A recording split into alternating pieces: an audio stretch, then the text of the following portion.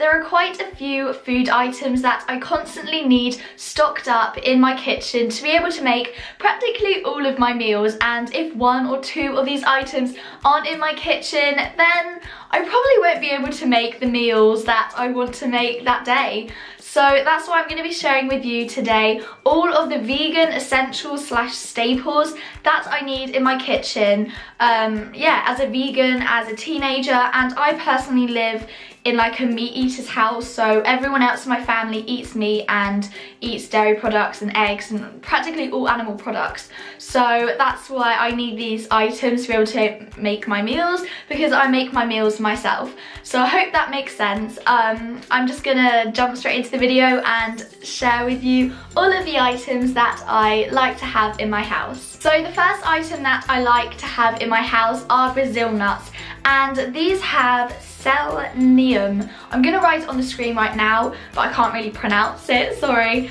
Calcium, iron, vitamin B6, magnesium, protein, potassium, and like a ton of other nutrients. And these like Brazil nuts are really nutrient dense, so you only need like 1 or 2 Brazil nuts to be able to receive so many nutrients, which is great. However, they have a little bit, well, quite a lot of fat in it, so that's another reason why you only need 1 or 2 Brazil nuts to be able to, I don't know, just to be healthy, I suppose. So every day I like to have 1 or 2 Brazil nuts for my breakfast, or just later on in the day. I normally just have it for breakfast though, because then I can remember.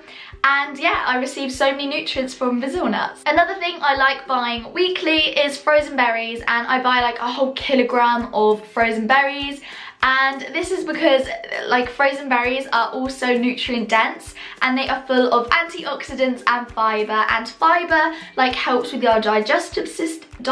I said that really weirdly, digestive system, and antioxidants helps with your skin and kind of detoxes your body. So it's really good, and yeah, as I said before, it's like really nutrient dense as well. So you only need like a handful of frozen berries, or just like normal berries, but frozen berries are so much cheaper and they last longer, and yeah, they're kind of like more mixed, and yeah, I just prefer buying frozen berries. So yeah, that's just something else I love having in my kitchen. Every week I literally buy so many bunches of bananas, because bananas are just literally in like most vegan recipes, because they kind of are like a replacement for egg, and also like they're just so sweet and they're just so nice. And every morning I have like a smoothie, and I put my bananas in, like, well, 1 banana, some frozen berries, I put some grounded like flax seeds in, and some chia seeds, some kale, and a bit of soy milk and some water, and that is just amazing. Bananas are full of potassium, fiber, vitamin C, and vitamin B6. So there are also like other nutrients. I'm just gonna say this like at the beginning now, but all of these items are full of loads and loads of nutrients, but I'm just gonna be mentioning the nutrients that like are highest in these items. I also like buying dates. I'm just trying to think how like the measurement of dates I buy. I think it's like 1.5 kilograms, but I feel like that's way too much. Basically in Tesco they like sell like a box, like, I don't know if you can kind of see that, but like this big in size, and it's full of dates from the Jordan River, and they're so sweet and caramelly, and I just love having them for like a little snack once in a while, instead of like having sweets, because they have so many like processed sugars in, and what's it called? Yeah, processed sugars. But dates are so natural and they're really tasty, but I just make sure not to have too many, because they're not very good for your teeth, because obviously it's full of sugar, so sugar's not good for your teeth at all. So yeah, I just love having dates, and it's just like a natural sweetener, and it contains lots of nutrients as well, because if you have like a little snack or dessert with sugar in it, like normal like caster sugar or cane sugar, like doesn't contain any nutrients whatsoever, it's just sugar. But dates contain like other nutrients, so yeah, I just love having a few dates a day. It's really good and delicious. I think that having a carton of dairy-free milk in your fridge at all time is a good idea, because wherever it says use milk in a recipe, you can just use dairy-free milk instead. It has the same taste, has the same like consistency, and I have practically tried every single dairy-free milk, and I have found that the best one is soy milk, because it's so much more creamier than, like, for example, rice milk, because rice milk is quite watery. Same with like oat milk is quite, I don't know, I don't really like oat milk, to be honest. I've tried to make it myself because I think it's better, because dairy-free milk has a lot of emulsifiers, and that's not very good to put in your body, but it's much more better to put in your body emulsifiers than pus cells and hormones and everything else that comes with normal milk. Just putting it out there. So yeah, I just always have a carton of soy milk in my fridge, and I use it in my, like, a little bit for breakfast. It's important not to use too much, because obviously it's not the best thing, but it's a good alternative. And also, dairy-free milk has loads of like nutrients added to it, like just different vitamins, minerals, for example calcium and vitamin B12, and vitamin B12 is normally in meat, and it's actually originally found in the soil. That's why like animals receive it, and that's why people get it from meat. So yeah, it's kind of hard to get vitamin B12 these days, so you can get it in dairy-free milk because they add it in. And also calcium, people are like, oh, you don't receive enough calcium. Well, it's added to dairy-free milk, and also you can get it from practically most fruits and vegetables. Believe it or not, there is calcium in fruits and vegetables. I absolutely love eating sweet potatoes. I eat about 1 or 2 a week, and they're quite big as well. I like getting big sweet potatoes. They are just so nice. Like, I like slicing them up really thinly and putting a little bit of oil. I used to not put any olive oil on my sweet potatoes, but they got all, like, the outside of them would cook weirdly. So I found that putting olive oil on the outside of sweet potato chip is just the best thing to do, because it just gives it like a better texture, and just sweet potatoes are so much like sweeter and more nice. They're just so good. Like, I just love them so much. And they also have like lots of nutrients, for example vitamin A and carbohydrates, which carbohydrates gives you energy. Even though people like stop eating carbohydrates, I mean, that's what gives your body energy. So come on, just eat your carbohydrates, like, naturally. Don't eat too much like simple carbohydrates. Complex carbohydrates are the best to eat, so that comes from rice, potatoes and stuff like that. It's really important to also stock up with green vegetables, so green leafy vegetables especially, for example kale, and also broccoli as well. So those are my 2 favourites. I used to buy spinach, but I'm not really a big fan of spinach. I kind of like it raw, but I don't like it cooked. However, kale, I like it cooked and raw. So, and also in the oven, so like to make kale chips, they're really good as well. Just sprinkle a little bit of olive oil and a little bit of salt and pepper and put it in the oven, and they're really good. And broccoli I like steamed, and they can be like added to anything. And kale is better than spinach because it contains more nutrients. For example, vitamin A, vitamin C, calcium, iron and magnesium, and obviously so many more nutrients than that, but they're just so good for you, and they're just a really good source of calcium especially. I also love having a salad once in a while. I know some people, well, probably most people think that vegans have like salads every single day for every single meal, but honestly, I probably have a salad like 2-3 times a week for lunch maybe, and that's just a really light lunch when I don't really crave a lot of food. And my favourite salad is iceberg lettuce. It doesn't contain a lot of nutrients, however it's just really good, and it contains quite a lot of water, which helps you improve your water intake for that day.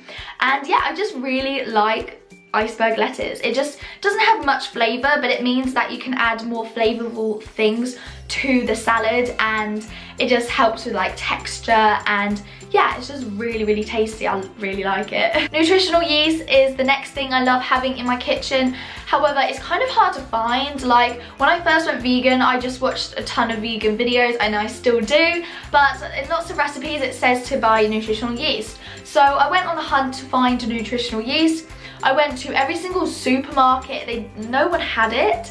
And then I went to Holland & Barrett, and they had actually run out when I went there first. And then a few months later I went back to Holland & Barrett and finally got my nutritional yeast, and it's really, really nice. You can make cheesy sauces because it kind of has like a cheesy undertone. I mean, people say it's really, really cheesy, but honestly it's not that cheesy and it smells quite bad. But it has a ton of nutrients, for example, fiber, B6, magnesium and protein. So there you go, non-vegans, we do get our protein. And yeah, I love sprinkling on like spaghetti bolognese, obviously without the meat. I use soy mince instead.